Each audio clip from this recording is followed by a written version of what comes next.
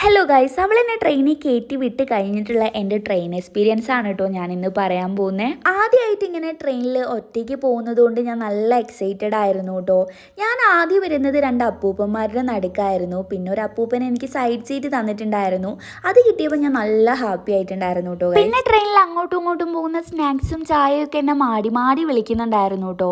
പക്ഷെ ഞാൻ ഒന്നും വാങ്ങിയിട്ടുണ്ടായിരുന്നില്ല.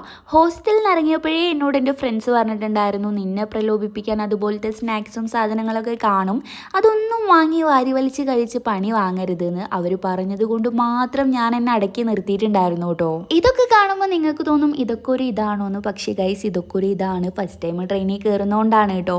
അങ്ങനെ ഒരു വിധത്തിൽ ഞാൻ റെയിൽവേ സ്റ്റേഷനിൽ എത്തിയിട്ടുണ്ട്. അവിടെ നിന്ന് ഒരു ഓട്ടോവും വിളിച്ച് നേരെ പോയിട്ടുണ്ടായിരുന്നത് KSRTC സ്റ്റാൻഡിലേക്കായിരുന്നു കേട്ടോ. അവിടെ എന്നെയും കാത്ത എൻ്റെ എല്ലാമായ ഫ്രണ്ട് നിൽക്കുന്നുണ്ടായിരുന്നു. ഇനി ഞങ്ങളുടെ കൊച്ചു കൊച്ചു ലോകമാണ് ഗൈസ്. അപ്പോൾ അത്രയേ ഉള്ളൂ. ബായ്.